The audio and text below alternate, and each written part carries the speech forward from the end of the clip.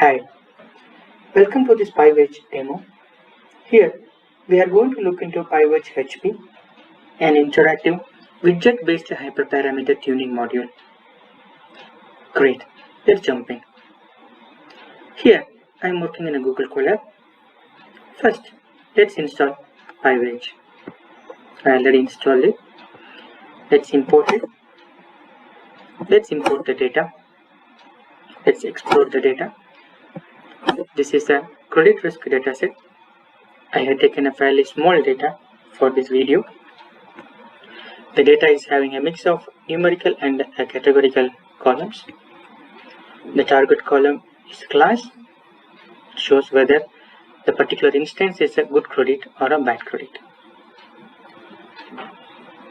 The hyperparameter tuning comes at the tail part of the machine learning process. Before we are running the hyperparameter tuning, we should have completed a basic EDA, the data pre-processing, and baseline models. Pywedge has a Pywedge charts class which can instantaneously plot 8 different types of plots. Here, we are not going to discuss much about this class. There is a separate video available in the YouTube which talks about make charts module. I will leave the link of the particular video in the description box below.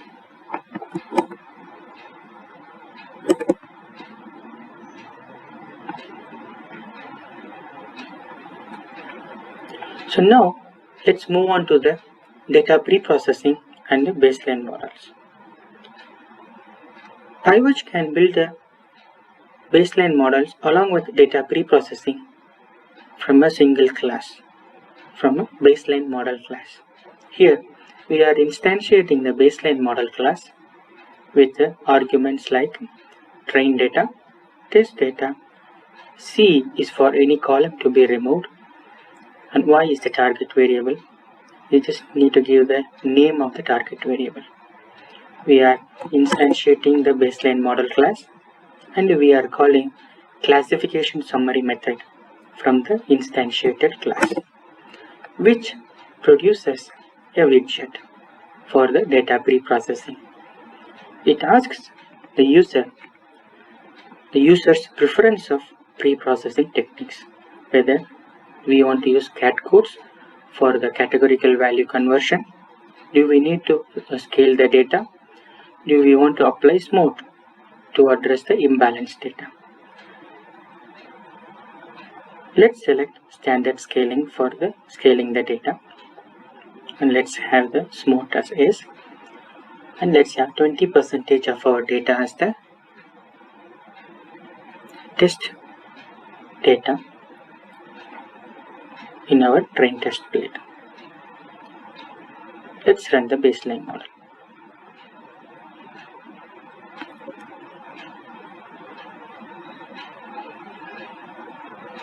So here it produces a top 10 feature importance using AdaBoost classifier for our information, and then it produces 14 different baseline models starting from logistic regression, decision trees, KNN, and the list goes on. It gives the accuracy score, ROC score, F1 score, and the training and the prediction times. So now we have the baseline models ready. If we want to make the predictions for the baseline model, we can move over to the predict baseline model tab, and we can select from this drop down menu which of the baseline model we want to predict. Let's select logistic regression for this video, and let's click on predict baseline model. The prediction is completed. We can access this prediction by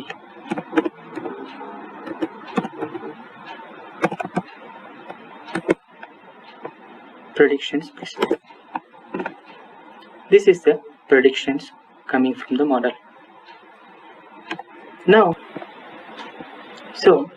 having now completed the baseline model predictions, let's move on to the Pywedge HP. The Pywedge HP is a class. Let's instantiate this class with the arguments train dataset, test, see for any column to be removed, target variables class, and whether tracking is true or false. Let's instantiate this class.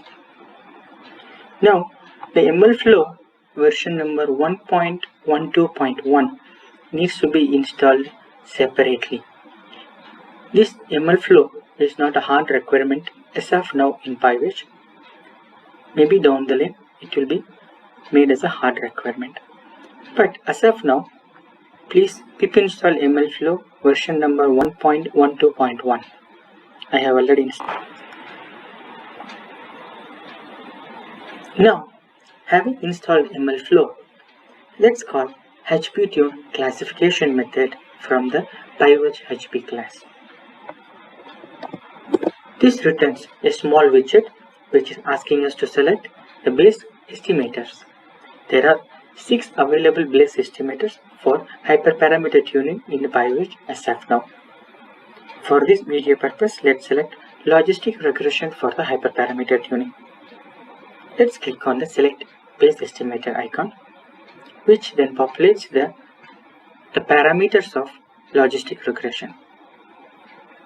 If we want to quickly browse through the logistic regressions parameters web page, jump over the helper page, which displays the scikit-learn's logistic regressions page, where you can quickly browse through the various available parameters for your quick reference. Coming back to the input tab, let's quickly select the hyperparameters. For tolerance, we are selecting 0.002 on top of the default. For C, we are adding 0.5 and 1.5. We are leaving the max iterations as it is, and we are changing the n jobs to -1. Let's submit the hyperparameter tuning module. Okay, now it says please switch to output tab for results. Let's move on to the output tab. The output tab displays the results of hyperparameter tuning. It displays get params, best estimator, metrics on train data, and it has done the predictions on the standard test data. The get params is nothing but what we entered through the widgets. We entered the C value as 1.5 and 1.5, and among the others. The best estimator is from the parameter search space what we entered. This is the best estimator the scikit-learn library has come up with. For example, out of the 3 choices for the C, what we had given 1.0, 0.5 and 1.5, the best model is available for C as a parameter as 1. With this best estimator, with this model, we applied into the test data and we arrive at this matrix. Now we can compare this matrix with the baseline matrix.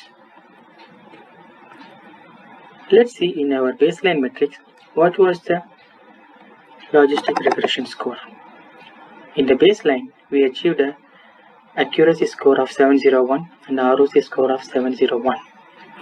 And after we tuned the model, our accuracy is 78.6, ROC score of 78.4. We improved the baseline model using this Pywedge hyperparameter tuning by 8%. Now we can plug and play with this hyperparameter tuning model and we can see can this be further improved. Now let's select another parameter. In the last time we had left the penalty as none. Now let's give it to the model penalty as L1 or L2, and we will leave all the other parameters as the same. So now model is having L1 and L2 as a penalty, tolerance of 0.001, and 0.002, and C as 1.5 and 1.5. With these as a hyperparameter, let's run the tune again.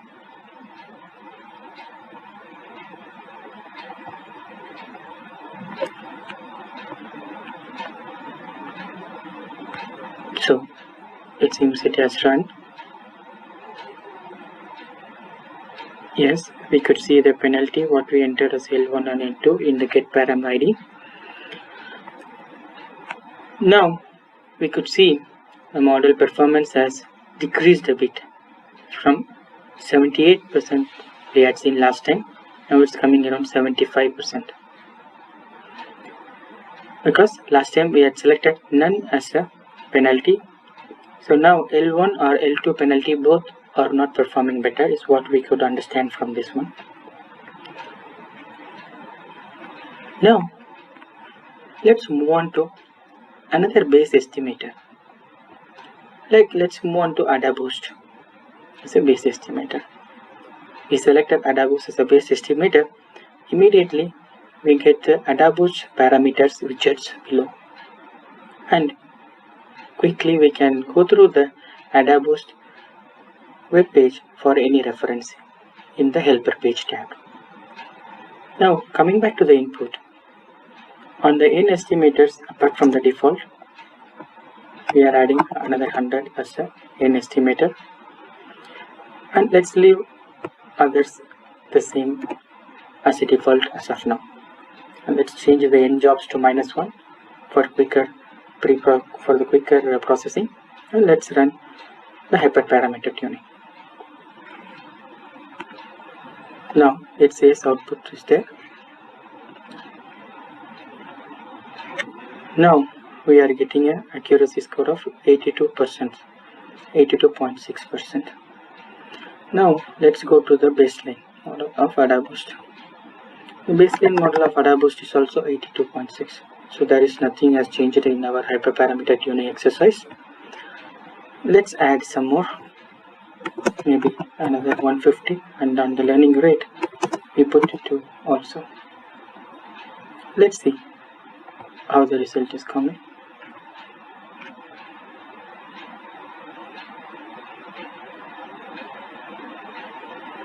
Okay, output is there. Still the base estimator is not changing. So now let's change the pre-processing technique here. Let's change the standard scaler, and we input the scaled data into the model, and we retain the all other previously selected hyperparameters. And let's run the hyperparameter tuning. It says grid search CV is in progress. Output is available. Let's see here. See, output is 88.4%. Let's see the baseline of 82.6% with the standard scaled data. Now on the same standard scaled data with N estimators as 100 instead of default 50, our model is able to perform approximately 6% higher than the baseline model. This is the beauty of hyperparameter tuning. The baseline model, which is having the default parameters, may not fit well for all the data. So we need to do the hyperparameter tuning by understanding the data's pattern to get the best model. Okay, now I think we have done like 4 or 5 hyperparameter tuning exercises. We haven't noted down what was the parameters we had entered for the first logistic regression. No need to worry about the tracking in Pywedge, because we had given the tracking equal to true when we had instantiated the Pywedge HP class. All the experiments what we did on the HP tune classification method, it has been automatically recorded using ML flow. We can monitor the hyperparameter logging using ML flow's user interface. Let's invoke ML flow user interface. In Google Colab, the ML flows user interface. To access the ML flows user interface, we need to access through a tunnel, for which we are installing Pywedge. To access the ML flow user interface in the local computer, it is a different method. Please refer the Pywedge documentation page for the details. To access ML flow in the Google Colab, we are using Pywedge and we are calling get tracking URL from the instantiated class. So let's run this to get a new URL. So now we got a new URL.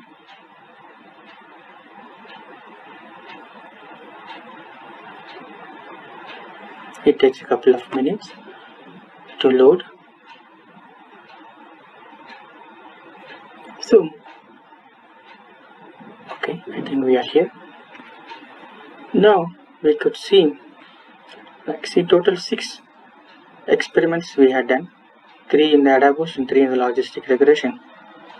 Let's check how did we perform.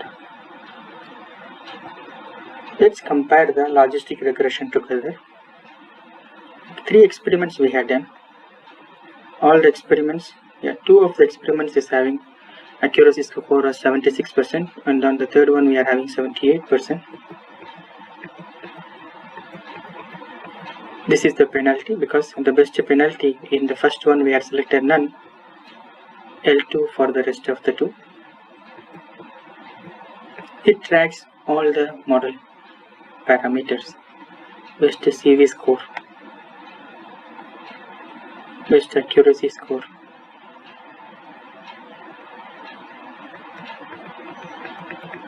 it also plots the best CV score. So now let's select AdaBoost and then let's see what is happening.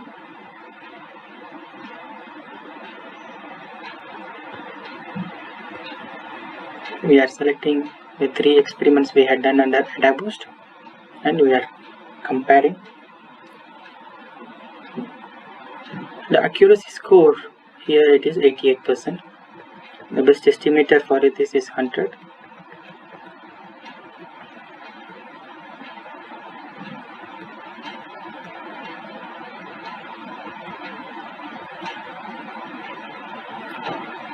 These are all the model metrics. And this also plots the graph for it.